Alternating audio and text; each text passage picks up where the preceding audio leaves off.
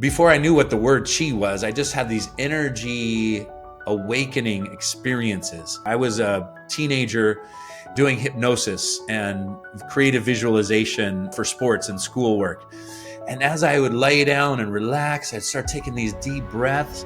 All of a sudden, I felt this current of energy, this electricity. I couldn't describe it. I didn't know what it was.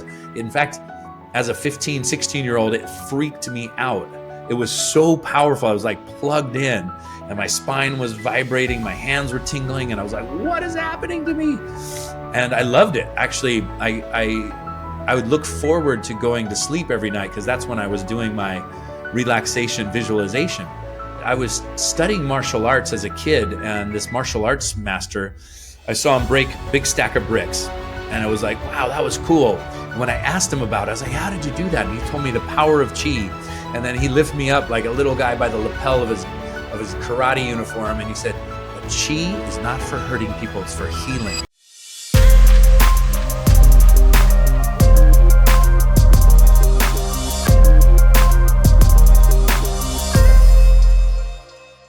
Welcome back to the Dr. Espen podcast. I am your host, Espen. Today I'm joined by one of my personal teachers, a gentleman that I have been following for many, many years. Luckily, I managed to get a hold of him. Luckily, we did an interview a little while ago. And luckily, we have the opportunity to come back for this second interview. This is our sequel.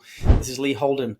In my mind, Lee Holden is one of the leading Qigong teachers in the world. He is a master of what we call Qi or prana or life force energy. And as we know now, proven in quantum physics for over 100 years, ever since Max Planck won the Nobel Prize in 1918, well over 100 years ago, when he proved that everything is energy. And we now know that this thing called Qi or Ki or prana is real. This life force, this field of divine intelligence, this energy is real. We are here talking about this today. And this is not just a man who has practiced it for many decades, but also lives, breathes, and teaches this amazing science. So I want to say a very special welcome back to the show, Lee Holden. How are you today, mate? Hey, great. Thanks, Dr. Espen. It's so good to be back, and always enjoy our conversations and always looking forward to more. Me as well. And, I always follow my nervous system as I'm having conversations with individuals. And when I feel the spirit bumps or the truth bumps, what some would call goosebumps, I know that that's meaningful to me. It really is something that I follow. It's not just something that I kind of notice. I don't think it's just a reaction of the body. I think my spirit is speaking through me when I have these conversations. And in our last conversations, I had many of these experiences as we, many topics that we discussed. So if you're on the show, if you're watching and listening on YouTube, Spotify, or Apple, wherever you're watching and listening, go back and check out the previous interview I did with Lee Holden, because there's a lot of value in there.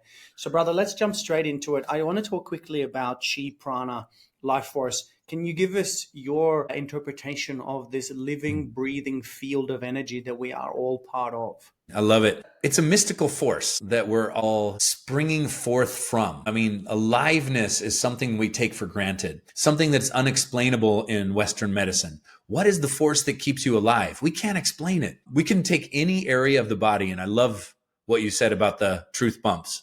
This is body wisdom. This is your Qi speaking to you. Qi is the life force energy. And so in Chinese medicine, they break Qi down to different aspects of this life force energy. So for example, you could have lung Qi. We'll test and see how strong is your lung Qi? How strong is your heart Qi, your kidney Qi? Each of the organs has a specific kind of energy. And it's not just the physical organ, it's also the emotional aspect of the organ. You see, in Chinese medicine, they don't separate mind, body, emotion, spirit. It is all one energy, just taking form and manifesting in different ways. Much like water, ice, and steam all manifest in different ways, it's all H2O. It's all the same fundamental thing. So your body, your mind, your spirit, your emotions, all are different manifestations of the same one life force energy. And so, for example, the heart, we'll say this is the heart Qi. How well is it circulating the blood? How healthy is the heart as an organ itself? And then we'll also connect it to how well are we balanced in our emotions? How well are we expressing love and compassion and kindness? And how emotionally stressed out are we? And so we'll see if somebody came into a Chinese medicine doctor with, let's say, heart palpitations, we'll say, how are you emotionally stressed? How are you feeling like you're on purpose in life? And it'll all be tied together to this heart Qi. I mean, we in the West, we talk about, oh, I love you with all my heart. He has the heart of a lion, right?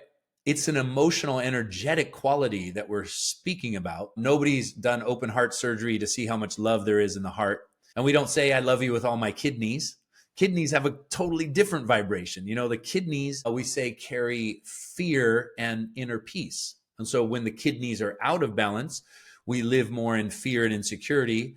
When they're in balance, we'll have more peace and tranquility in our life. And so there's ways to work with this life force energy as it expresses itself through different organ systems. You can think of pure white light being shined through a prism, takes on a rainbow of colors. So we're all this pure white light, this pure, undifferentiated spiritual energy that brings about this life force and then starts to shine through the prism of our mind, our emotions, our heart, and our body, and then manifest as different frequencies, different informational energies that move through us. And in the Chinese medicine's classic, it's called the Yellow Emperor's Classic of Chinese Medicine, there's a description of 360 different kinds of qi. And so how all these different kinds of energy work together is what creates the totality of our life. And so I went through all the different organs, but we have prenatal qi, the energy that we're born with. We're born with life force energy. And then we have postnatal qi. The postnatal qi is everything you need to do to support your life force energy. You need to drink liquids. You need to eat food. You need to breathe. And that all supports your life force energy. Now, if we're eating healthy and we're breathing deeply, we're going to have better qi. If we're eating junk food and we're breathing shallow, our qi is going to be constricted and tense and tight. So there's always a way to work with your qi, work with your energy on a body level, an emotional level, a mental level, a spiritual level to help us to live healthy and vibrant, vital, happy, and fulfilling lives. And it's all about what kind of work we're doing with that life force energy, with the qi. So gong, as in qigong, gong means energy work or work with qi. So you're developing the skill at working with these different kinds of qi. And each individual, everybody that you come in contact with, you can think about, hey, what's the vibe? How am I feeling around this person? Everybody has a particular kind of qi. And we can say, that feels good. I like being around that person. And that's like eating health food. When you're around people you like or you love, and they're lifting up your spirits, that is healthy for every aspect of yourself. When you're around negative people, people that kind of bring you down, that's like eating junk food. And so what we want to do is say no thank you to certain kinds of qi, and yes, please, to other kinds of qis to support our life. Okay, you just blow my mind because this is so critically important. Ladies and gentlemen, listeners and viewers, maybe take this moment to tune into the question, who is in my life now lifting me up and bringing me great energy? And who in my life, or maybe what in my life, is zapping my life force, reducing my energy, stealing my life force, making me feel really yucky and not healthy and not happy when I'm around them? Because without any judgment, we know that certain people and situations and things will lift you up, other things will lift you down. So one of the things that I've been doing as a coach for many years is actually helping my clients identify what those things and those individuals are. And often it's simply a matter of doing exactly what you just said, Lee. No, I will not be a part of this conversation. I will not be gossiping or complaining or bitching or moaning. I will not have that conversation. No, I will not be in this person's presence because I'm actually going to put myself first and I prioritize and value myself first. And when I come home from being around those individuals, I'm going to pass on that negative qi to my loved ones, and I'm just not interested in doing that. So just something to consider for everybody. Now, Lee, I know as we talked about this last time, we talked a little bit about energy hygiene and energy protection and things like that in terms of being aware of that. And we've just covered that. But I'd like you to tell the listeners and viewers a little bit about your story, because when I worked with over 14,000 patients before I retired in clinical practice and started running events, moreover, I realized that the healthiest people that came to the clinic, the healthiest people that we saw were the people that were practicing things like yoga and Tai Chi and Qigong, and practices that in general would reduce the fight or flight stress and bring them into a beautiful parasympathetic state. If you can tell listeners and viewers a little bit about you and the background, and including what you teach in Qigong, and perhaps also if you could include the part of why doing these practices, I would say doesn't cost you anything, probably does cost you if you don't. What are your thoughts? Absolutely. Costs you big time when you don't. Yeah, right. Man, and do we pay the price for living a life of being wired and tired and stressed out and pushing the limits? Qigong is called the art of effortless power. And it was originated by watching men and women, watching the movements of nature. How does nature move? Right? And like a river moving down the mountain, a cloud floating across the sky, a tree swaying in the breeze. If we start to move our bodies in these very natural ways, we start to harness our internal energy. And when we move in a way that's out of balance with both our inner nature and nature all around us, it is like swimming upstream. We're all in the same river of life. But when we can express the power of the current of life through us, rather than going against the current would be called stress. We're just not in flow. We just feel out of sorts. We feel out of alignment with our purpose. We feel in pain or tense, tight in our bodies. We feel emotionally stressed out. Our mind is turbulent and confused. And we just need to work the energy in a different way. And I think in modern life, we don't know how to work the energy. So we're always seeking something external to ourselves to make the internal energy do something. Like we want that thing to make us feel a certain way. We want the stuff to change our energy when really it's the other way around. We change our energy and then life around us changes because we're going to have a totally different relationship with it. So I love that. And we'll come back to it. But a little bit about my story is I discovered Qi before I knew what the word Qi was. I just had these energy awakening experiences. And I'm not sure if I told you about these before, but I was a teenager doing hypnosis and creative visualization for sports and schoolwork. And as I would lay down and relax, I'd start taking these deep breaths. All of a sudden, I felt this current of energy, this electricity. I couldn't describe it. I didn't know what it was. In fact, as a 15, 16-year-old, it freaked me out.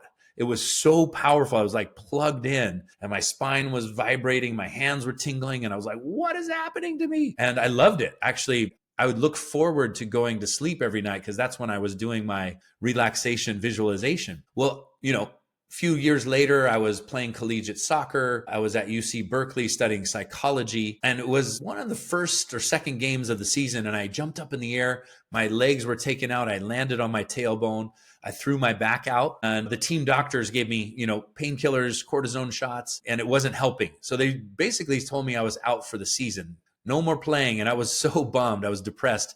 For a few weeks, I was just moping around campus, not hanging out with my friends. When all of a sudden I remembered that I was studying martial arts as a kid, and this martial arts master, I saw him break a big stack of bricks. And I was like, wow, that was cool. And when I asked him about it, I was like, how did you do that? And he told me the power of Qi. And then he lifted me up like a little guy by the lapel of his karate uniform. And he said, but Qi is not for hurting people, it's for healing. And I was like, this guy might know some answers. So I went and saw him. He showed me Qigong movements. He gave me some acupuncture. And literally in 3 sessions, I was like 90% better, 95% better. I was back playing. And before every practice, before every game, I would do my Qigong exercises. And I would teach my soccer player friends and my friends that were going to university with me. And I was just so lit up about these exercises because they had such a profound impact on me. That became what I wanted to do. In fact, I found myself skipping class and going to the spiritual bookstore. I found the psychology classes to be very boring and without any solutions on what to do when you're emotionally stressed or depressed or down or anxious. I was like 2-3 years into studying psychology and I hadn't heard one solution to anybody's problem. I just was learning about labels and research and history. And as I started studying Qigong and meditation, it was an immediate effect on improving mood and improving emotions. You could go from feeling down and stressed out to elated about life after just a wonderful practice. And that became my inspiration. I was like, this is what I want to do with my life. And there was a visiting Qigong teacher that would come through town every 6 months. And luckily for me, I was a poor college student. I didn't have enough money to attend. So I asked if I could be on staff.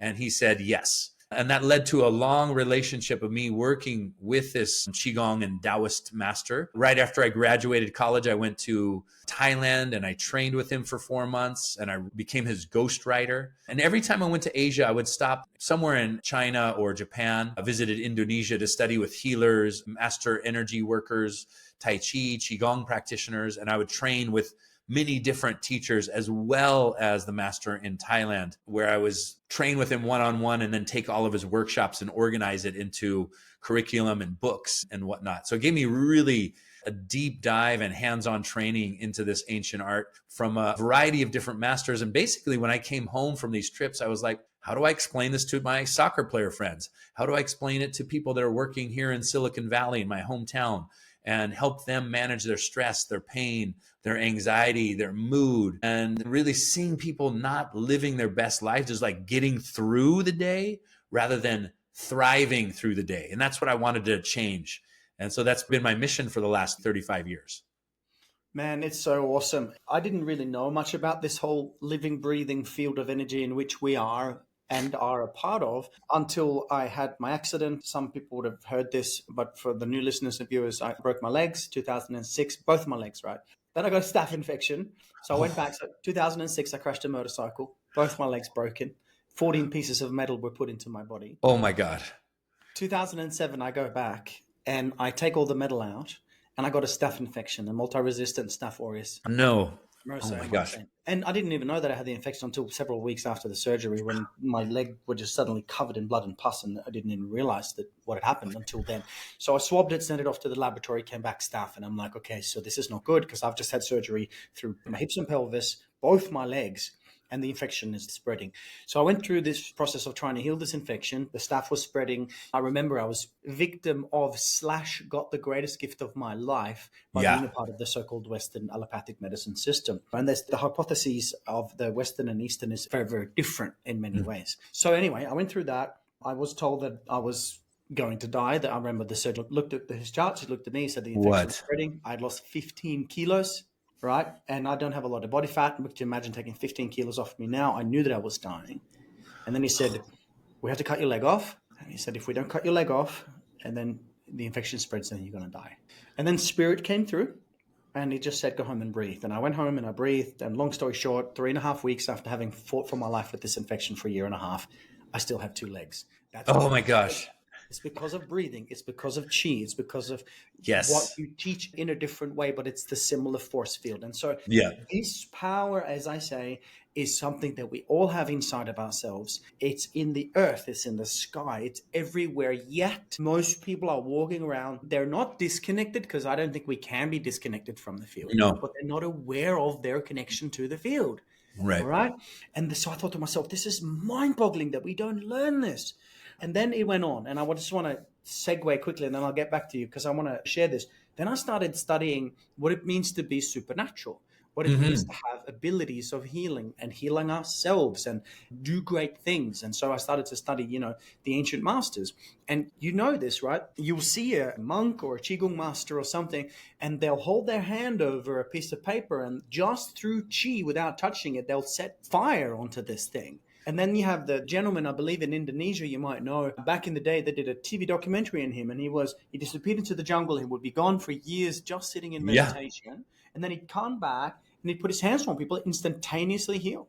Yeah. Right. And then they do the electric currents that he was transmitting, an immense amount of electricity and energy. And then, as you mentioned, you have the people that just move super slow and then bang, a quick movement, and they'll break through bricks unlike anyone else can. So I want to just know about Chi Prana for healing and also for superpowers, if I may. What are your thoughts?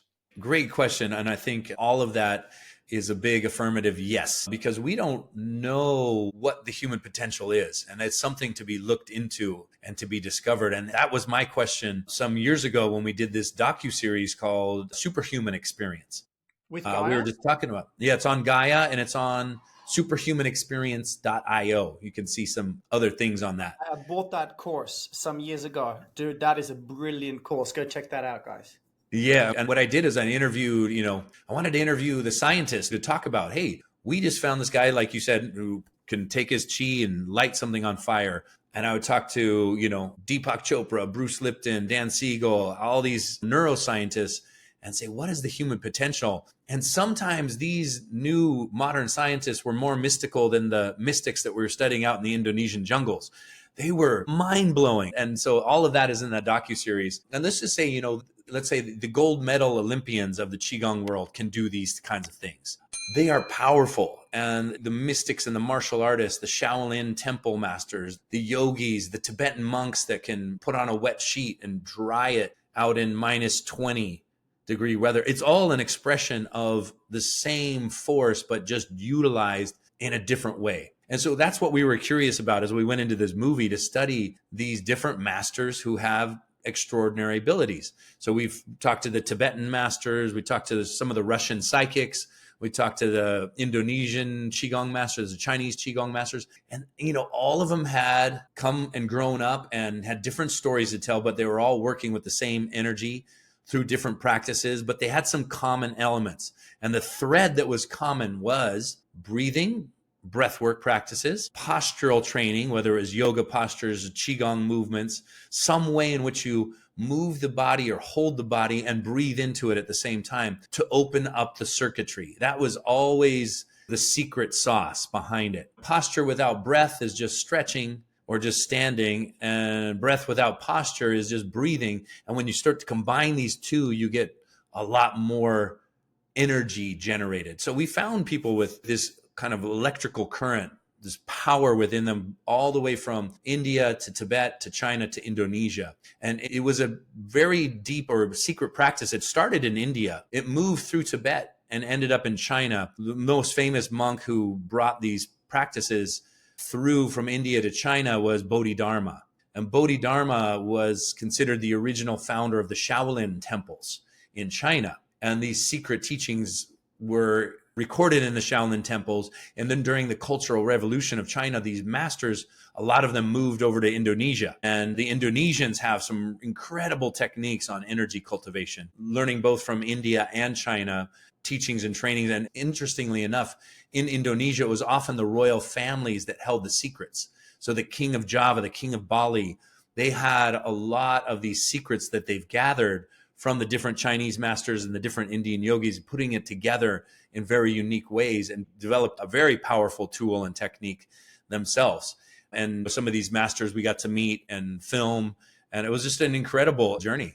How cool is that? And so if a person now wants to, one, live in a beautiful state, just to be clear, I think most people know we have two primary states to the human nervous system and to the human experience. Mm-hmm. There's the sympathetic nervous system, which is fight or flight and stress. And there's the parasympathetic nervous system, rest and digest, which is presence. So you have fear and love, darkness and light, contraction, expansion. I mean, the dichotomy of the human experience. But because we're hardwired to live in a beautiful state, I know through India, the ancient Upanishads were talking about this God flow system, that God, chi, prana, could really only flow through you when you are in the present time conscious, beautiful state. And then you cannot live or have empowerment or peak performance, optimal output, or even optimal health if you're living in stress, which is contraction. Your blood flow moves away from your organs, reproductive organs, immune system is shut down, you can't access to the executive center of the brain. You can't be creative and innovative when you're living in survival. And today's survival is not, I'm about to be eaten. Today's survival is, I breathed through my mouth and I was stuck in fight or flight in 3 meetings in a row, and then I was in rush hour traffic, and that equals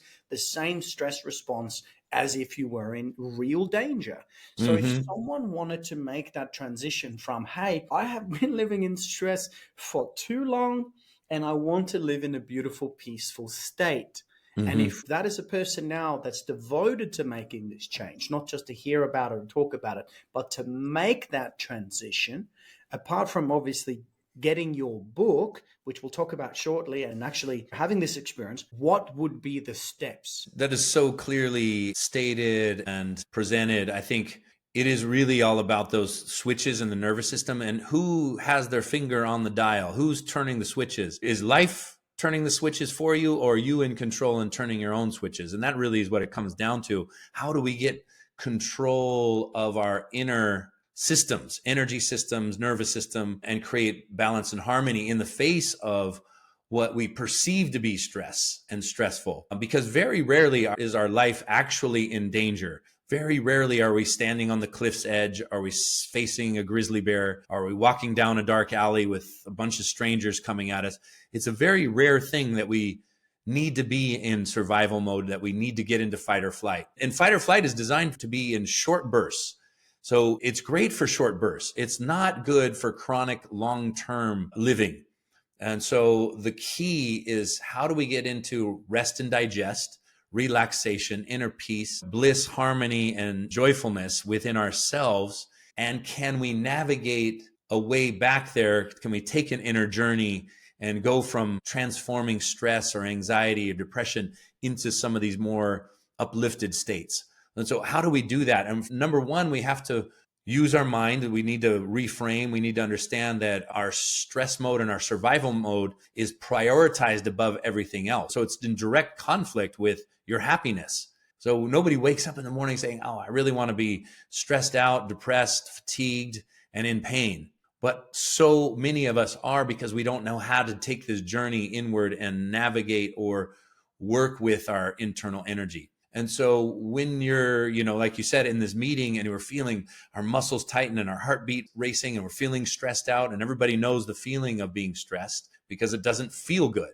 And so what do we do in those moments? And then what do we do afterwards to dissipate that internalized stress? And what we can do in the moment is first recognize, hey, this isn't, meeting with my boss isn't life-threatening, so I don't have to be stressed out. I can actually do something different. Okay, what can I do? How can I be more resourceful? Because I want to bring my best energy into this meeting with my boss, into my work, into my parenting. And if I'm stressed out, anxious, contracted, I'm not going to bring my best energy into all of the things that I want to do. So the best way is to first dissipate internalized stress through the body.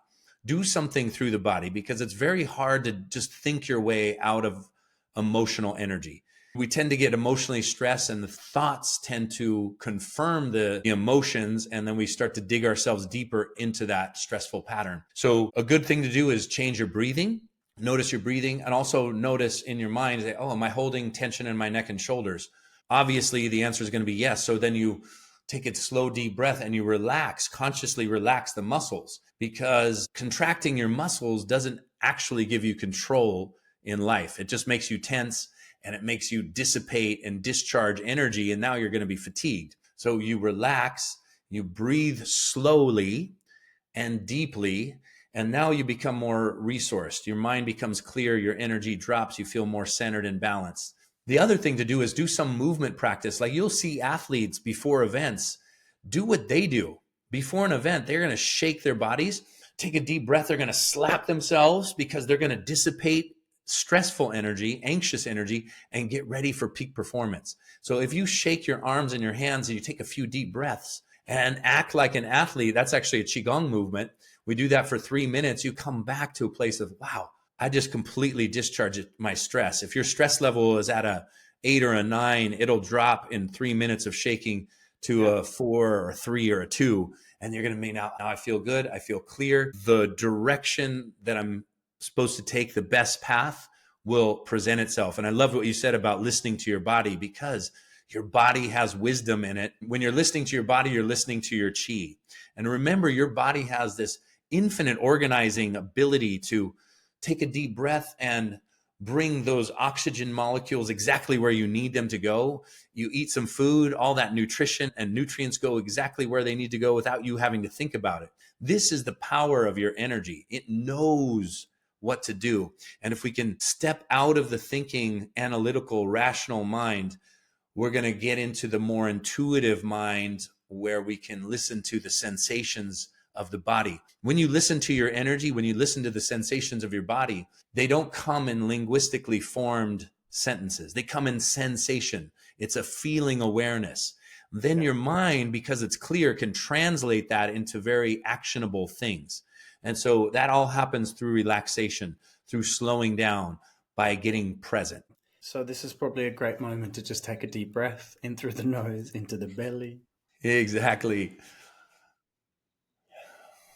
What you're saying is not just life-changing, it is literally, for some people, life-defining, because we know how many people are living in chronic stress now, and that's been fired and wired for some people for decades, and we don't need to live like that anymore. So we had the privilege of speaking a little while ago, and I asked Lee if he would do a session for us, for the members of the Quantum Academy, and he was so kind and recorded a class for the Quantum Academy. So if you are one of our students, you would already have that uploaded into your online Quantum Academy. And if you come into our events, even I've got 200 in the room this weekend for 3 days in the Quantum Advanced, and we are all going to be practicing your work. But even if people are not part of the Academy, where can they find some of your work? And before I get you to answer that, you know what? People ask me, well, how do I do it? Where do I go? And I don't have a Qigong teacher or master close to me. Or I don't have a yoga class.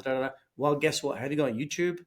If you got YouTube, you've got Qigong. You've got access to, if you've got internet, you've got Qigong, right? There's no excuses here. So where does one go to get access to some of the amazing work that you've put together? That is so true. And I love modern life for this reason. It's just so accessible. Probably have 50 videos on YouTube, little solution videos. But really, if you come to my website, holdenqigong.com, I've taught many workshops, courses. I have programs that are filmed out in nature. You can come do Qigong with me 3 times a week on Zoom, or always the latest 10 classes are on the members area. So it's just easy to do Qigong. I love the video class subscription because I cycle different areas of the body. I cycle different seasons. Sometimes we work on neck and shoulders. Sometimes we work on the 5 animal frolics. Sometimes we're doing swimming dragon. Sometimes we're doing Qigong for the lower back. It's that variety of movement that is so beneficial to your energy and to your cells. There was a great book written just on this. It was almost as if she did Qigong research, but she wasn't. She was a physiotherapist, but the book was called Move Your DNA. And in the book, she basically says the more variety of movement that you do, the longer your telomeres get, which are the expression of anti-aging and longevity. Yeah. And so her research was like, don't just do one kind of exercise. Like, yes, getting up and going for a jog 6 days a week is great. It's better than not moving. But what you want to do is have a variety of movements. And that's what I love about Qigong. Some of the movements are conditioning and a workout, and some of the movements are stretching and like yoga. And then the other part of the movements are flowing like Tai Chi. And then in my classes, I always end with a meditation. So that variety of movement is just so key to health and longevity. So I think video class subscription, I have a 30-day challenge for people that are like, they feel like they're too busy. So it's only 7 minutes a day for 30 days. But for people that think they're too busy, I think that's too long. I mean, 7 minutes a day, I don't think I can find time for it. well, it's one snooze button. You know what? It's so interesting because the human mind is such a blessing and such a challenge. It's a rascal. Yeah, as one of the yoga masters said, I can't remember who said it, but it's a lovely one. It goes something like this: if you're too busy to meditate 20 minutes a day, just do 2 hours instead. That's beautiful. 7 minutes a day. Come on. Come on, we can do that. A 30-day challenge. You could do it. Done. For me, I often tell people, hey, if you're too busy not to do Qigong, because you are going to get more energy. You'll be less stressed. You'll be clearer in your mind. You'll get more done in a shorter amount of time. So if you are, quote unquote, busy, you need to do some energy practices, breath work, Qigong, yoga, meditation. It just helps you to be in alignment with your priorities, who you want to show up as, and charged up, excited, and energized. You get a lot more done that way than when you're stressed out and fatigued. Yeah. And you have a lot more fun. 100%. And you manifest, I think most people have heard of the law of attraction, the law of manifestation, right? And I just recall this amazing statement, one of the last statements that the late great Dr. Wayne Dyer said before he passed. And when he was asked to be a part of the movie The Secret, he said he chose not to be a part of it because he said that the law of attraction is real, but it's taught as an incomplete truth. I heard that and I thought, this is a really interesting concept of what is he speaking about. He said, you don't manifest what you want. All right, if you manifest what you wanted, you would have had it already. You manifest what you are vibrationally. And when he said that, I thought to myself, that's really interesting. Because if I'm vibrating from a negative state, or even just from a stressed state, consciously and mostly unconsciously, I'm manifesting the things that I don't want. But if I'm manifesting from a beautiful, present, peaceful state, a flowing state, as you share, we'll talk about your book in a moment, then you are manifesting from that reality. And so Hmm. if you really want to live an extraordinary life, if you want to be healthy and wealthy and all those things, this is a non-negotiable. You can Hmm. hustle and grind your way to success, but then by the time you get there, you're burnt out and you've really not enjoyed the journey. So I Hmm. don't even see the principles that we're discussing today as an option for anyone that wants to be healthy or Hmm. wealthy or successful nonetheless. I want Hmm. to quickly talk about your book. Okay, and we're just going to do this because I love this. And by the way, since our last interview, this has been one of my mantras. Okay, it goes like this. Yes. Oh, wonderful. Ready, set, slow. I love this because I've been fast most of my life. Ready, set, slow. Tell us about the book and where we can get it. I mean, it's quickly going towards the top seller in many of these categories. Just tell us a little bit about why you wrote it and what the book is about. Yeah. And thank you. I mean, that was the best ready, set, slow I've gotten on any podcast or any interviews. Yes, you're number one on the ready, set, slow announcement. Thanks, bro. Love it. And it's a fun title because it is about getting ready and being focused and present and then slowing down, because slowing down we often think as passive relaxation. Let's sit on the couch, let's watch a movie, let's scroll through Instagram or whatever it is. Nothing wrong with any of those passive relaxation things that we so love to do in our modern life, but active relaxation, slowing down into mindfulness, slowing down body movement, slowing down breath, is an active relaxation that charges up your internal batteries, that resets your nervous system, that gets you in alignment with who you are and what your priorities are.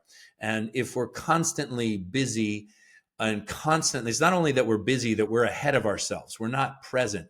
We're living in some future dreamland. And then even like you said, whatever it is we're creating, even if we're pushing and creating wealth, we're not creating happiness and joyfulness and a deep sense of connection to each other and our beautiful planet and nature and all these things that can happen as we slow down. So I wanted to take the principles of Qigong practice, the energy cultivation secrets of the masters of ancient were slow down your body to slow down your mind. And when you slow down your body, your mind naturally follows. It's hard to just tell the mind to be quiet and have it listen and just quiet down. It's like telling a 3-year-old to be quiet and sit still. It just doesn't work. So you give it some activity, you move your body slowly, and the mind starts to pay attention. Like, what are we doing? It becomes present. And then from that state of alertness, that relaxed alertness, many magical, miraculous things can happen, whether it's healing in the body, whether it's bringing in a particular quality of energy, or like you said, manifesting. I love that quote that you said, is we're not manifesting what we want, we're manifesting what we are vibrationally. Absolutely. What's the state of your energy? Because whenever you bring anything into your life, it's always going to come with yin and yang, positives and negatives. You want that beautiful dream job. You want to open your own business. And now it arrives, but now we got to deal with the positives and the negatives. And the more we learn how to work with energy, the more we can learn to work with those yin and yangs of everything that we manifest. Because sometimes seemingly really quote unquote negative things, like you and I were talking about, injuries and whatnot, they catapult you into a new direction in life that all of a sudden is the best thing that ever happened to you. And so if you stay relaxed and alert, we can ride those waves that life brings us into the best possible outcomes. If we're in resistance, we're not surfing those waves, we're getting pummeled by them. We're not going with the flow of the river, we're swimming against it and getting stuck on the banks and banging ourselves on the boulders that we're not seeing because we don't have vision. And so slowing down gets us into flow state. Flow state allows us to get into peak performance. So the secret is to take slow concept, like in Qigong or Tai Chi, slow movement. And what happens if we superimpose this slow concept on other things? Like I was just doing a talk today about eating. And when you slow down and eat, for example, all kinds of wonderful things happen. I was telling people that your first bite of food should be an extension of your grace or your prayer or your gratitude in the beginning of a meal. Just chew your food slowly and you metabolize and turn that food into energy in a much more efficient way. What about exercise? Like weightlifting, for example. If you lift weights slowly, you don't have to do as many sets. You just do 1 or 2 sets to muscle failure. You do it with light weights and you only have to do it twice a week. and you get the same benefits or very similar benefits as doing 5 sets of 10 multiple days through the week. So that to me was like, wait a second, I slowed down, I became more efficient. I got results and I didn't get injured. I got those results in less time because I was going slow. I was like, that's what happens when you slow down. You become more efficient at so many things in your life, and all kinds of wonderful things happen. Nobody wants to rush through the most precious moments of life, right? Celebrating birthdays, Christmas, watching a sunset. You don't want to rush through these things. And when you slow down, you actually create more beautiful moments through the day, more beautiful moments in connection with yourself, with nature, with your loved ones. And that's what the book is about. How do we integrate slow principles and energy cultivation in body, mind, and relationship? Where can we get the book? Anywhere. On Amazon, you can get it. Publisher was Sounds True, which is a beautiful publishing house. They do all kinds of wonderful things. You can get it directly off their website. And anywhere you like to shop for books, they should be there. Excellent. And when I come to LA soon, I've got some interviews and some things. I'd like a signed copy. Absolutely. Before you get even more famous. And I'm putting that out there because I really feel messages like this and people like Lee and the other incredible people that we get to share on this show deserve and or should be famous. Not famous from the area of, hey, look at me, I'm ego, but I hope that the world finds out about this work, because when they do, we will have a much more coherent planet. And I just want to emphasize what Lee just said when it comes to this flow state. In neuroscience, this is called transient hypofrontality. Transient means that it comes and goes. Hypo meaning below then, and frontality pertains to the prefrontal cortex, so the front part of the thinking critical mind. So when we're in flow state, we're not doing what we're being. You know, the rock climber is one with the rock, the speaker one with the microphone, the artist one with the brush. And when that happens, we are able to tap into superhuman performance, literally. We have examples, Wim the Iceman Hof. You know, when he climbs Mount Everest in pair of shorts and sandals. And Alex Honnold, the free solo climber that climbs the 3,000 feet Yosemite National Wall, granite wall, 3,000 feet, okay, or 1,000 meters, give or take. No ropes, huh? No ropes. And they have a scanner on his brain, and not once did his brain register fear. Can you hang 1,000 meters off the ground, okay, with no rope, by your fingertips, and not once register fear? How is that possible? Right. It's called flow. He's one with the rock. What Lee is teaching you, what he's talking about right now, is a scientifically proven method for you to be one with whatever it is that is your craft and your mastery. And we see this on functional MRI scans, that the blood flow goes away from the prefrontal thinking cortex, and it goes into other parts and activates the dormant parts of your brain. I also do believe dormant parts of your DNA, the so-called junk DNA, which is 98% of your DNA, which is not freaking junk. It's just not activated to its potential yet. I think that what we're talking about here is significantly underrated. Lee, it's exciting to have you on. Before we get to your final statement, are there anything else that you'd like to share with our listeners and viewers today before we send them to your website and they go to YouTube and they maybe dive into this 30-day challenge? Yeah, I love it. And I mean, it's just, how do we keep the chi flowing? How do we get out of stagnation? And if the word chi doesn't resonate with you, it's energy, it's life, it's your life, it's life itself. That's what we're talking about. And so how do we get ourselves into that flow each and every day? How do we make it accessible and applicable? It's not just for the rock climbers free soloing El Capitan in Yosemite, or surfing a 50-foot wave, or playing in the NBA at professional levels, or Olympians. It's for all of us, because you have a unique purpose. You're here to do something with your life force energy. And that life force energy is precious.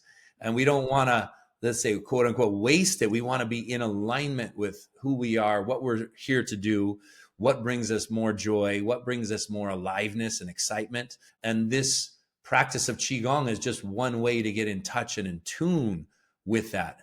The more you get in touch and in tune with that, the more clear you can make decisions that are in alignment with that higher self, that higher purpose, and really be living intentionally. Beautiful. Okay, so tomorrow, I think listeners and viewers will now take the opportunity to go to bed half an hour earlier tonight. And if you can't do it tonight, do it tomorrow. Then you'll get up half an hour earlier than normal tomorrow. Okay, and then you'll keep your phone on flight mode. Do not check your phone. And then you're going to do some Qigong. Okay, you're going to look up Lee Holden. You're going to do something like that. You're going to give it a try. Okay, so just quickly again, is it Lee Holden on YouTube as well?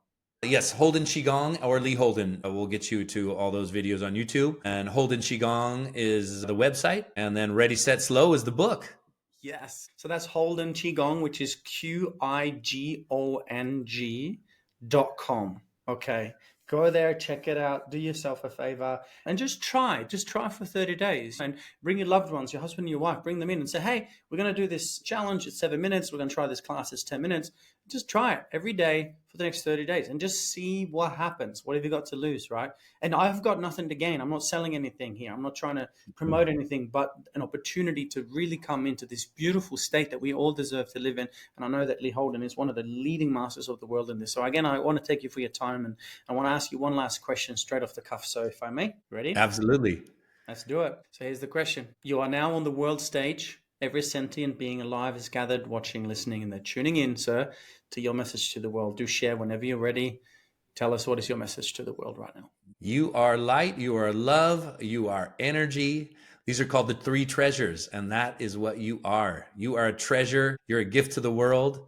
Tap in, excavate those treasures from within, and share them with the world. I'm just feeling so much joy right now. Lee Holden, thank you, brother. It's an honor as always, mate. An honor to be here. So great. Thank you for those wonderful questions. And hopefully I get to see you when you are in the States real soon. Absolutely. Looking forward to it. This is Lee Holden from Holden Qigong, everybody.